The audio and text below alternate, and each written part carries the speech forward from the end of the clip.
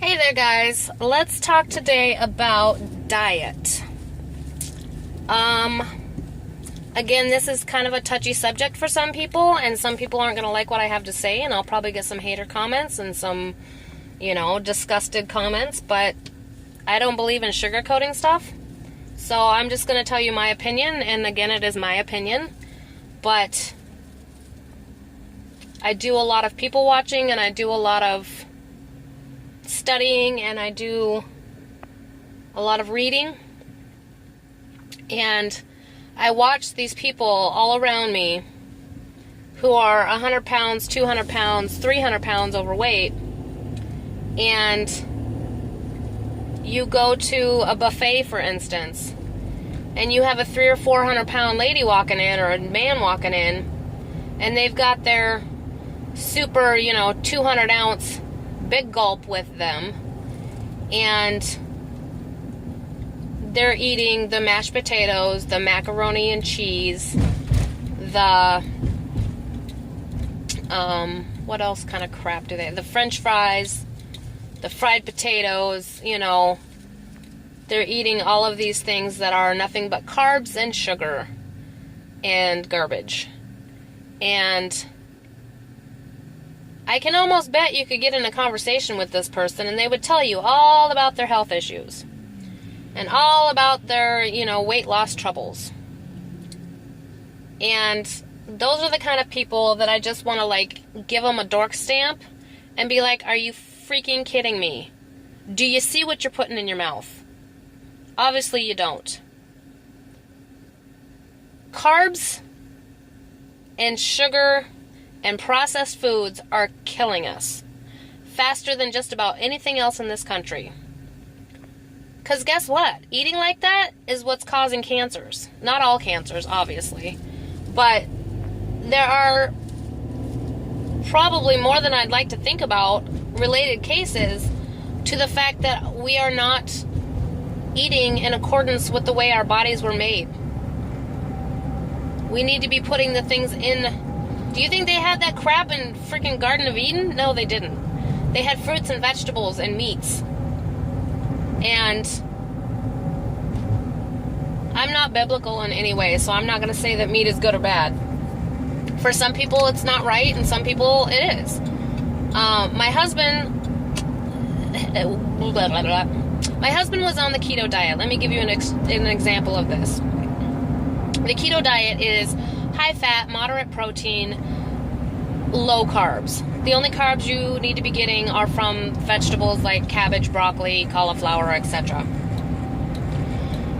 My husband got diagnosed, we've been married for almost 15 years. He got diagnosed with diabetes probably over a decade ago. And when I met him, he was almost 400 pounds. Fast forward 15 years, and he's felt like crap for the majority of a decade. His knees hurt, his eyes were getting worse, his feet were hurting. I mean, he was starting to look like he was 60, 70 years old. Not look like, but physically, limping around and stuff. Not to mention the mood swings that come with sugars and carb overload, especially for a diabetic. And one way or another, I don't even know how I came across it, but I came across this keto diet thing. So I started listening to it, and I was so excited because for once I knew it was something that he could do without feeling like he was suffering. Like, nobody wants to eat salads and chicken and fish for the rest of their life. Let's be freaking honest. Like, I don't, and I'm a healthy eater. Not that I'm overweight, but you know what I mean? So it's all the steak you could want. I mean, this is the gist of it. There's many variations of keto, and different people do different things on keto. But for us, this is what it is steak, chicken, bacon, avocados, sour cream, cheese, Brussels sprouts, cabbage, broccoli, cauliflower, asparagus. There's some salads thrown in there. Nuts like almonds, walnuts, pistachios, macadamias, Those are all good things to have. So when I introduced him to this diet and told him what I had found about it, he was like, yeah, I could totally do that. So I busted my ass, and for about 2 months, I prepared all of his meals and had everything portioned out and macroed out, like all the numbers, calculated. And at that point, he hadn't had any of his diabetic medicine in 6 months due to not taking the time to go to the doctor or not having the money for his medications or what have you. The last time he had been to the doctor, he was about 298. He finally went to the doctor back in March, I want to say. 6 months, no medication. Only 2 months on the keto diet. He was down to 230 pounds. His blood sugar was at 110. I have never in a decade seen his blood sugar below 200. His A1C went from 14 to 7. No medications, just diet. I could have cried when I got that news. And his doctor was like, I'm not happy you haven't been taking your medications, but whatever you're doing, keep doing it. I've done a little research on the medications as well, and many of the medications are doing nothing but making the problem worse, the insulin and sugar problem worse. And it might slow it down to some degree, but then it speeds it up later on. And that's why you still end up with diabetics having amputations and going blind and blah, blah, blah. And I don't want that for him. He was already on like 3 medications and borderline needing insulin shots. And that jeopardizes his ability to work. And he doesn't like being overweight. And he was miserable. And I was scared all the time that I was going to get a phone call that he, went into a sugar coma behind the wheel. And he knew he felt better on the diet. And he hasn't been doing it for a while just because I haven't had the energy to prepare the meals.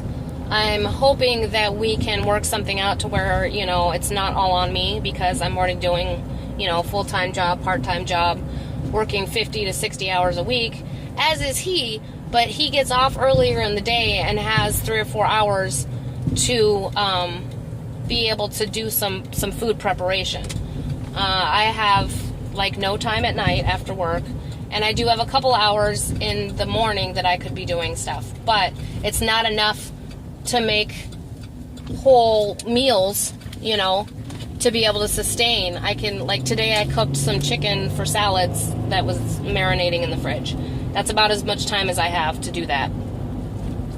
Anyway, stick on point here. Anyway, so there was no doubt in either of our minds that what you put into your body and what you eat can change everything. I love processed foods, not like all processed foods, but I love a bag of Ritz, and I like a container of Oreos, and I like, corn dogs. But I use those things as very far and few between treats, because I know that there's chemicals in everything now that are known to be cancer causing. They're not natural for my body, and they don't support my best health. So I just want people to be aware of what they're putting in their mouths. I'm not saying go cold turkey. Don't ever drink soda. Don't ever eat any kind of processed foods. That is not something that is doable for most of us. But what I am saying is, let's knock that shit down to 60-40, 70-30. Work your way to 80-20. If you never get to 100%, that's okay. Because there are a few people that I, in the percentage of things that would be able to pull that off. Maybe 90-10, but for me, I'm happy with 70-30 or 80-20. Let's just be aware of what we're putting in our bodies and what's going to most support the health of our bodies. Let's not be putting things that are made of chemicals in our bodies, and not be perpetuating the cycle. These people are producing by supply and demand. if the demand goes down, they'll stop making it.